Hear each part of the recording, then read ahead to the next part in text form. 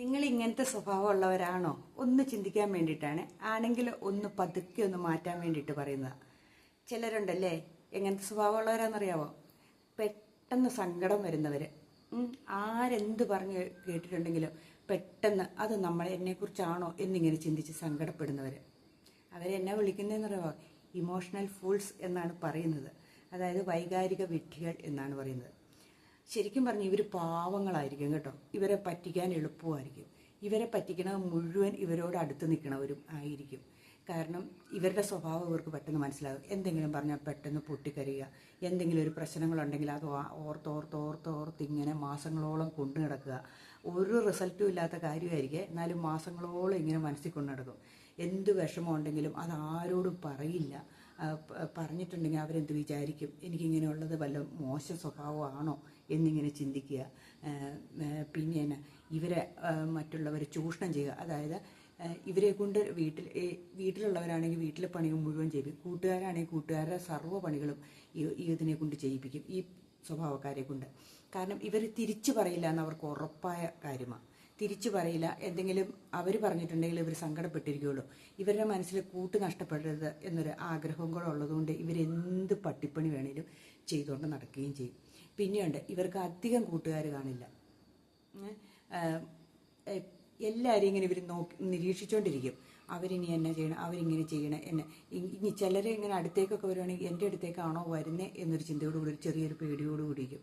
എല്ലാ കാര്യത്തിലും ഒരു പേടിയുള്ള, എന്നാ പറയണേ, മറ്റുള്ളവരുടെ മുമ്പിൽ ഒന്ന് നിവർന്നു നിൽക്കാൻ ശക്തിയില്ലാത്ത ഒത്തിരി പാവങ്ങൾ. എന്നാൽ ഇവർ സ്ട്രോങ് ആണോ? എന്നാൽ സ്ട്രോങ് ആണെങ്കിൽ സ്ട്രോങ് ആണ് താനും. ഇവർ ഭയങ്കര ബുദ്ധിമാന്മാരെ സത്യം പറഞ്ഞിട്ടുണ്ട്. പക്ഷേ ഇവർ ബുദ്ധി പുറത്തെടുക്കില്ല എന്ന് മാത്രം. ഇവർ മറ്റുള്ളവരുടെ അടിമയായിട്ട് ജീവിക്കാൻ വേണ്ടിയിട്ട് അങ്ങ് ശ്രമിച്ചുകൊണ്ട് നടക്കുകയും ചെയ്യും.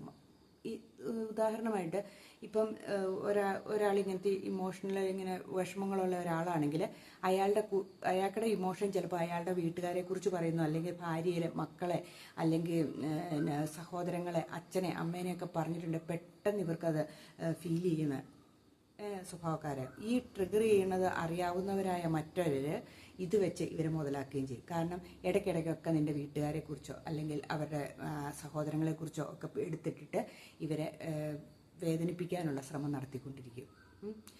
അപ്പോൾ ഇവരെന്നാ കാണിക്കും? അത് കേട്ടിട്ട് സങ്കടപ്പെട്ടിട്ട് പിന്നെ എനിക്ക് മാത്രമേ ഈ അനുഭവമുള്ളൂ, ഞാൻ ഇങ്ങനെയാണ് എന്നും പറഞ്ഞ് സങ്കടപ്പെട്ടിരിക്കുകയും ചെയ്യും. ഇവരെ പറ്റിച്ചുകൊണ്ട് പോകാൻ നല്ല എളുപ്പമാണ്. കൂടെ നിന്ന് കഴിഞ്ഞിട്ട് പൈസയാണെങ്കിലും സ്വർണ്ണമാണെങ്കിലും എന്ത് ചോദിച്ചാലും അവർ ഒന്നും ആലോചിക്കില്ല, വിശ്വാസത്തോടു കൂടി അങ്ങ് എടുത്തു കൊടുക്കും. പക്ഷേ ഇവർ ചതിക്കപ്പെടുകയും ചെയ്യും. ഈ പലപ്പോഴും ഇവർ വലിയ ഈ ഇങ്ങനെ എന്താ പറയണ, മറ്റുള്ളവരെ സഹായിച്ച് പോയി കുഴി ചാടണവരില്ലേ, ഇങ്ങനെയുള്ള സ്വഭാവക്കാരായിരിക്കും. ഇവർക്ക് എന്ന് വെച്ചാൽ തിരിച്ചു ചോദിക്കാൻ, ഏതെങ്കിലും കാര്യമൊക്കെ ചെയ്തു കഴിഞ്ഞിട്ട് അവർക്ക് തിരിച്ചു ചോദിക്കാൻ ഒരു മടിയായതുകൊണ്ട് അവരെ ചോദിക്കാൻ പോകില്ല. അപ്പം അവരെ സഹായിച്ചവർ അവരെ പറ്റിച്ചിട്ട് അങ്ങ് പോവുകയും ചെയ്യും.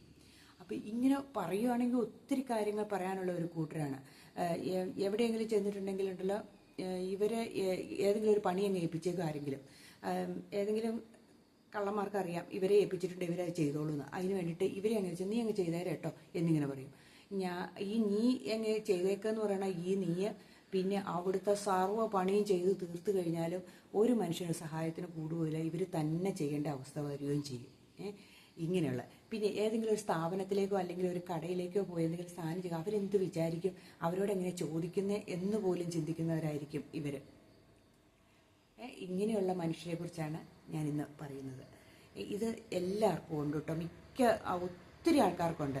ഇവർക്ക് സമൂഹത്തിൽ ആരുമായിട്ട് അങ്ങനെ ബന്ധം കാണില്ല. ഇവർക്ക് പറ്റുന്ന കുഴപ്പം ഞാൻ മനസ്സിലാക്കിയെടുത്തോളം, ഇവരുടെ മാതാപിതാക്കൾ ഇവരെ ഭയങ്കര സ്നേഹിച്ചായിരിക്കും വളർത്തുന്നത്. അതായത് അച്ഛൻ്റെ അമ്മയുടെ പുന്നാര മോനോ ഒക്കെ ആയിരിക്കും. അപ്പോൾ ഇവർക്ക് സമൂഹത്തിലെ കള്ളത്തരങ്ങളൊന്നും ഇവർക്ക് അറിയത്തില്ലായിരിക്കും.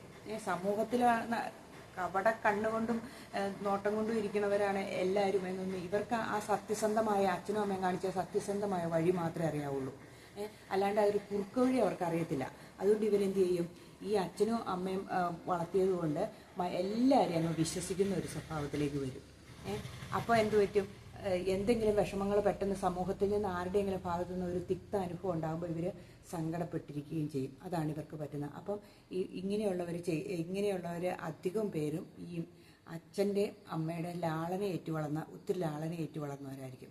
അതുകൊണ്ടാണ് അവർക്ക് അച്ഛനെ പറയുമ്പോഴോ അല്ലെങ്കിൽ അമ്മേനെ എന്തെങ്കിലും പറയുമ്പോഴോ അല്ലെങ്കിൽ സഹോദരങ്ങളുണ്ട് അവരെ പറയുമ്പോഴോ അവർക്ക് പെട്ടെന്ന് ഫീൽ ചെയ്യുകയും സങ്കടം വരികയൊക്കെ ചെയ്യുന്നത്. ഭയങ്കര അറ്റാച്ച്മെൻ്റ് ആയിരിക്കും കുടുംബമായിട്ട്. എന്നാൽ സമൂഹത്തിലേക്ക് ഇറങ്ങിയിട്ട് സമൂഹത്തിൻ്റെ കള്ളത്തരങ്ങൾ മുഴുവൻ കണ്ട് സമൂഹത്തിലുള്ള ആൾക്കാരുടെ സ്വഭാവങ്ങളും ഒക്കെ മനസ്സിലാക്കി വളരുന്ന ഒരാളാണെങ്കിലുണ്ടല്ലോ, ഇങ്ങനെ ഇറങ്ങിക്കഴിഞ്ഞ് ഇങ്ങനെ ആര് പറഞ്ഞാലും നീ നിൻ്റെ പണി നോക്കടാ എന്ന് പറയുന്ന രീതിയിലേക്കായിരിക്കും.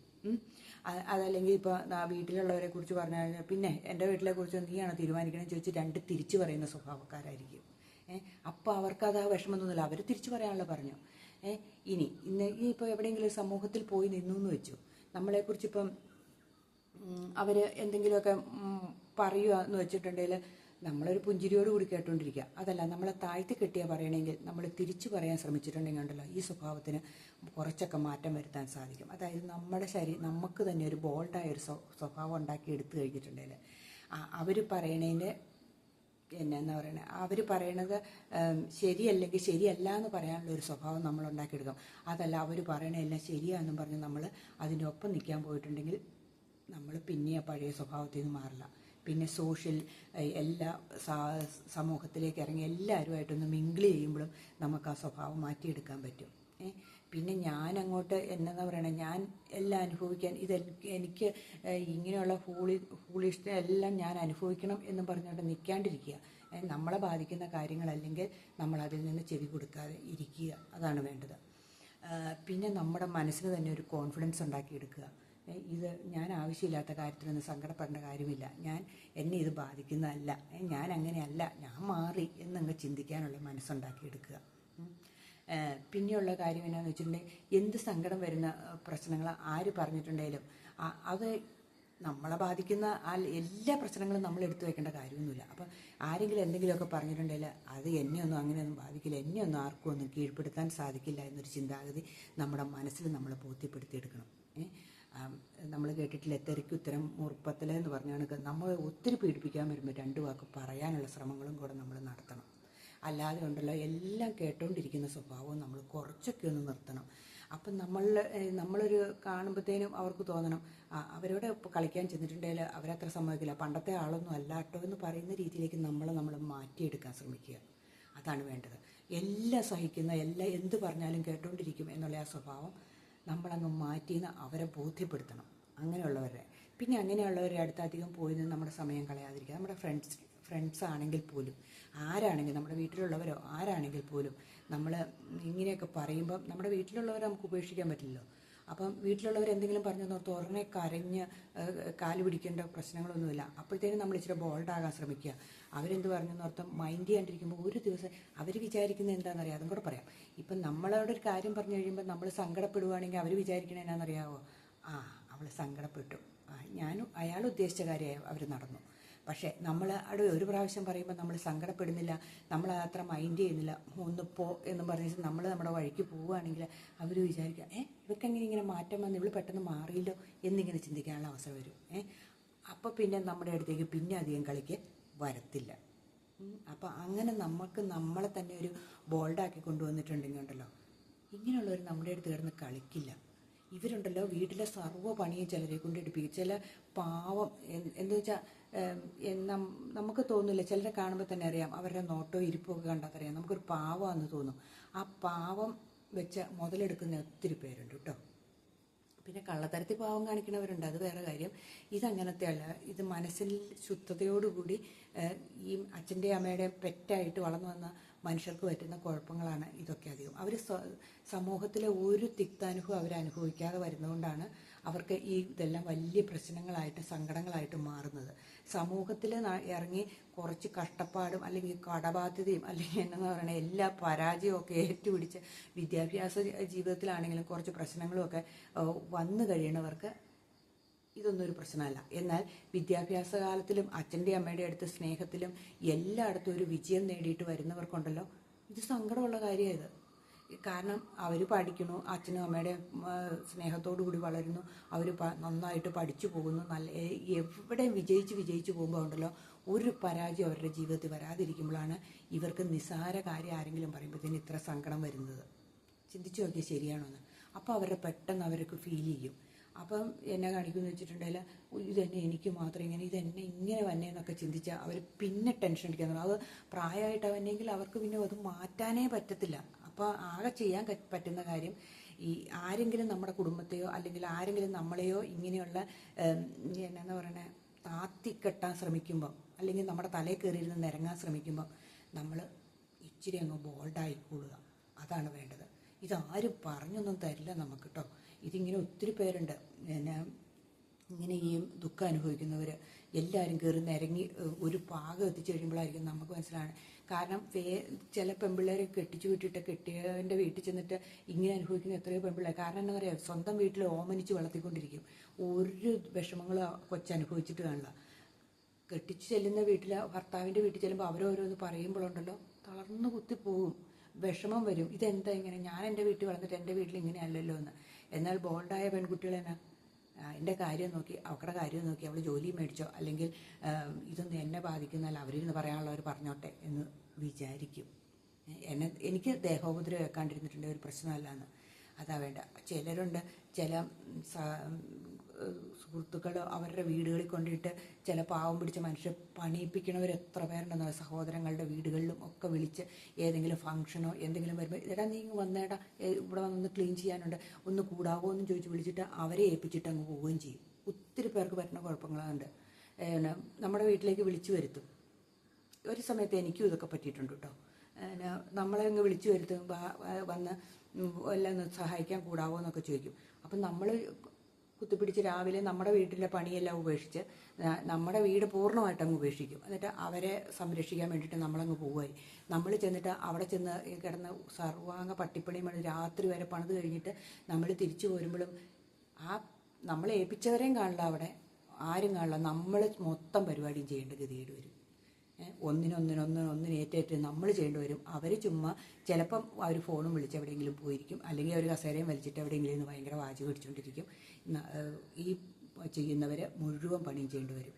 അപ്പം നമുക്ക് ഒരു ഇത് വെക്കണം, ഒരു ബൗണ്ടറി വേണം എല്ലാത്തിനും. എന്നാലേ ജീവിതത്തിലൊരു സ്വന്തമായിട്ടൊരു നിലനിൽപ്പുണ്ടാവുകയുള്ളൂ, സ്വന്തം കാലേ നിൽക്കുകയുള്ളൂ. അല്ലാണ്ട് വല്ലവൻ്റെയും കാലേ നിന്നിട്ടുണ്ടെങ്കിൽ നമ്മുടെ അവസ്ഥ ഇതായി പോകും. അതുകൊണ്ട് എപ്പോഴും നമുക്ക് നമ്മുടെ കാര്യങ്ങൾ പറയാനുള്ളൊരു ചങ്കുറ്റം വേണം, നമുക്ക് നമ്മുടെ കാര്യങ്ങൾ ചെയ്യാനുള്ള ചങ്കുറ്റം വേണം. ആരെന്ത് പറഞ്ഞാലും അതെന്നെ ബാധിക്കുന്നില്ല എന്നുള്ള ചിന്തിക്കാനുള്ള മനസ്സ് വേണം. എന്നാ പറയണത്, ഒന്ന് പറഞ്ഞിട്ടുണ്ടെങ്കിൽ നമ്മളെ മുറിപ്പെടുത്തുന്ന വാക്കുകളാണ് തിരിച്ചു പറയാനുള്ളൊരു മനസ്സ് വേണം. അതല്ല, നമ്മളെ മുറിപ്പെടുത്തുന്നില്ല, ചുമ്മാ പറഞ്ഞു പോവുകയാണെങ്കിൽ അത് കേട്ടിട്ട് ഒരു പുഞ്ചിരിയായിട്ട് അങ്ങോട്ട് പോയിക്കൊള്ളുക. പൊക്കിയൊന്നും പറയുമെന്ന് ഓർത്താരും ഇരിക്കണ്ട കേട്ടോ. നമ്മളെ പൊക്കി പിടിച്ച് പറയണ വർത്തമാനങ്ങളൊന്നും ആരും പറയുമെന്ന് ഓർത്തും അത് പ്രതീക്ഷിച്ച് ആരും നടക്കണ്ട. അതാണ് നമ്മുടെ ലോകം. അപ്പം നമ്മൾ ഇതെല്ലാം പ്രതീക്ഷിച്ചിരിക്കുക. ഇതിൽ നിന്ന് എല്ലാം രക്ഷപ്പെടാൻ വേണ്ടിയിട്ട് നമ്മുടെ മനസ്സിനെ സ്ട്രോങ് ആക്കുക, നമുക്ക് ആവശ്യമില്ലാതെ ഉള്ളവരോട്ട് ബന്ധങ്ങൾ ഒഴിവാക്കുക, സമൂഹത്തിലേക്ക് ഇറങ്ങിയിട്ട് സമൂഹത്തിൻ്റെ തിന്മകൾ നമ്മൾ മനസ്സിലാക്കുക. ഈ സമൂഹം ഇങ്ങനെയാണ് എന്ന് പല രൂപത്തിൽ പല ഭാവത്തിലും ഇങ്ങനെയുള്ളവരാണ് ഇതിൽ കൂടുതലുള്ളത് എന്ന് നമ്മൾ മനസ്സിലാക്കുക. നമ്മുടെ വീട്ടിൽ ജീവിച്ച പോലെയല്ല, അല്ലെങ്കിൽ നമ്മുടെ എപ്പോഴും നമ്മൾ സേഫായിട്ടുള്ള ഇതായിരിക്കില്ല മുന്നോട്ട് എന്ന് നമ്മൾ മനസ്സിലാക്കുക. ഇതൊക്കെ മനസ്സിലാക്കി കഴിയുമ്പോൾ ഉണ്ടല്ലോ നമുക്കൊരു ഭയങ്കര കോൺഫിഡൻസ് കൂടും. അപ്പം നമ്മൾ നമ്മുടെ മനസ്സിനോട് പറയും, എഴുതി വെച്ചാണെങ്കിലും നമ്മുടെ മനസ്സിനെ സ്ട്രോങ് ആക്കാൻ ശ്രമിക്കുക. അല്ലാണ്ട് കരഞ്ഞുകൊണ്ട് ഇരുന്നിട്ടൊന്നും ഒരു കാര്യവും ഇല്ല കേട്ടോ. ഇവർക്ക് നല്ല ബുദ്ധിയുള്ളവരാണ്, അതുകൊണ്ടാണ് ഇവർക്ക് പറ്റുന്ന കുഴപ്പങ്ങൾ. ഇവർക്ക് നല്ല വിവരമുണ്ട്, വിദ്യാഭ്യാസമുണ്ട്, ബുദ്ധിയും കാണും. പക്ഷേ ഇവർ ഇതെല്ലാം അനുഭവിക്കുകയും ചെയ്യും. അപ്പം അത് നമ്മൾ എന്തെല്ലാം നേടിയെടുക്കാൻ പറ്റുമെന്ന് വെച്ചാൽ അതെല്ലാം നേടിയെടുക്കാനുള്ള ശ്രമം നടത്തുക. നമ്മൾ പുതിയ മാർഗങ്ങൾ വെട്ടിക്കണ്ടിച്ച് തുറന്ന് അങ്ങോട്ട് പോയിക്കൊള്ളുക. അതാണ് വേണ്ടത്. അല്ലാണ്ട് വേറെ ഒന്നുമില്ല ഇതിനകത്ത് കേട്ടോ. ഇപ്പം നമ്മളോർക്കും ഇമോഷണൽ ഫൂൾസ് എന്ന് പറയുമ്പോൾ ഭയങ്കര വിട്ടികളാണ്. ശരിക്കും പറഞ്ഞാലുണ്ടല്ലോ നമ്മൾ ശരിക്കും എന്നാ പറയണേ, ഈ ഫൂളായിട്ട് പോകുന്നതാണ്. നമ്മൾ സ്വയം അങ്ങോട്ട് ആക്കിയെടുക്കണം നമ്മുടെ സ്വഭാവം. അങ്ങനെ ആകാണ്ടിരിക്കാൻ ശ്രമിക്കുക. നമ്മളെ എന്ത് ഇമോഷൻ വന്നാലും നമ്മളെ ബാധിക്കുന്നതല്ല നമ്മൾ വിചാരിക്കുക. പലതും നമ്മുടെ ചുറ്റുവട്ടത്തുണ്ടെന്നേ, നവരസങ്ങളുണ്ടല്ലോ നമ്മുടെ ചുറ്റുവശം. അതുകൊണ്ട് നമ്മൾ വിചാരിക്കുക ഇതെല്ലാം ഓരോരുത്തരുടെ മുഖത്തും തെളിയുന്നുണ്ടെന്ന് നമ്മൾ വിചാരിച്ചേക്കുക. അത് നമ്മളിലേക്ക് എടുക്കാണ്ടിരിക്കുക, നമ്മളെ ബാധിക്കാതിരിക്കുക. നമുക്കതിനെ നേരിടാനുള്ള ധൈര്യം ഉണ്ടെന്ന് വിചാരിച്ചുണ്ടല്ലോ നമ്മളിതൊന്നും ബാധിക്കില്ല കേട്ടോ. അപ്പോൾ ആരെ പറഞ്ഞു, നമ്മുടെ സഹോദരങ്ങളെ പറഞ്ഞു എന്നോർത്തോ അല്ലെങ്കിൽ നമ്മുടെ മാതാപിതാക്കളെ പറഞ്ഞു എന്നോർത്തോ പറയേണ്ടവൻ പറയും. അത് എന്നെ ബാധിക്കണ കേസല്ല. അവർ പറഞ്ഞു നോർത്ത് നമ്മുടെ കുടുംബത്തിൽ വല്ലതും സംഭവിക്കുന്നുണ്ടോ? അവർ കുറേ പറയും. നമ്മൾ കേട്ടിട്ടില്ലേ, ഒട്ടകം പോകുന്ന വഴി തെരുവ് നായ്ക്കൾ കുരയ്ക്കും, ഒട്ടകത്തിൻ്റെ വഴിയെ പോകുമെന്ന്. അതേപോലെ വേറൊരു കഥ ഞാൻ ബെർണാഡ് ഷായുടെ കേട്ടിട്ടുണ്ട്. ബെർണാഡ് ഷായെ ഇങ്ങനെ പലരും അപമാനിക്കാൻ ശ്രമിക്കും. ഒരു പ്രാവശ്യം ഒരാളിങ്ങനെ നിരന്തരം അപമാനിക്കാൻ ശ്രമിച്ചുകൊണ്ടിരുന്നപ്പം അയാളിങ്ങനെ സ്റ്റെപ്പ് ഇറങ്ങി വരുമ്പോൾ ബെർണാഡ് ഷാ സ്റ്റെപ്പ് കയറി ചെല്ലുമായിരുന്നു. അപ്പോൾ കയറി ചെന്ന് കഴിഞ്ഞപ്പം ഇയാൾ ഇറങ്ങി വന്നയാൾ ബെർണാഡ് ഷായോട് പറഞ്ഞു ഡോങ്കി എന്ന് പറഞ്ഞു. അപ്പോൾ ബെർണാഡ് ഷാ തിരിച്ചങ്ങോട്ട് പറഞ്ഞു ബെർണാഡ് ഷാ എന്ന് പറഞ്ഞു. അപ്പം പിന്നെ അയാളെ പരിചയപ്പെടുത്തിയ ഡോങ്കി എന്നാണ് എന്നും ബെർണാഡ് ഷാനെ ഞാൻ ബെർണാഡ് ഷാ ആണ് എന്നുള്ള അർത്ഥവും പറഞ്ഞു എന്ന് പറഞ്ഞത്. ഇതാണ് വേണ്ടത് നമ്മുടെ ജീവിതത്തിൽ. ആരെങ്കിലും എപ്പോഴെങ്കിലും നമ്മളെ താത്തിക്കെട്ടാനോ അല്ലെങ്കിൽ നമ്മളെ ഒന്നും അല്ലാതാക്കാനോ വരുന്നുണ്ടെങ്കിൽ നമ്മൾ തിരിച്ചങ്ങ് ഫൈറ്റ് ചെയ്ത് നിന്നേക്കുക. ആരെയും ഉപദ്രവിക്കണമെന്നൊന്നുമല്ല, നമുക്ക് നമ്മുടേതൊരു കോൺഫിഡൻസോട് കൂടി നിന്നാണ്ടല്ലോ ആരും വരില്ല. അല്ലെങ്കിൽ നമ്മൾ അവരുടെ അടിമയായിട്ട് ഫൂളായിട്ട് ജീവിക്കാമെന്ന് മാത്രമേ ഉള്ളൂ. അപ്പോൾ ഇന്നത്തെ വീഡിയോ ഇത്രയേ ഉള്ളൂ കേട്ടോ. അപ്പോൾ നമ്മളെല്ലാം സ്ട്രോങ് ആവണമെന്നേ, അതിന് വേണ്ടിയിട്ടല്ലേ ഈ വീഡിയോകളെല്ലാം ഓരോരുത്തരും പറയുന്ന വീഡിയോകളൊക്കെ നമ്മളൊന്ന് കേട്ട് നോക്കിക്കേ. നമ്മൾ സ്ട്രോങ് ആയി വന്നാൽ നമ്മുടെ ജീവിതത്തിന് സന്തോഷം കൂടും, നമ്മൾ തന്നെ മാറും, ഉറപ്പാണ്. അപ്പോൾ എല്ലാവർക്കും ബൈ, നല്ലൊരു ദിവസം ആശംസിക്കുന്നു കേട്ടോ.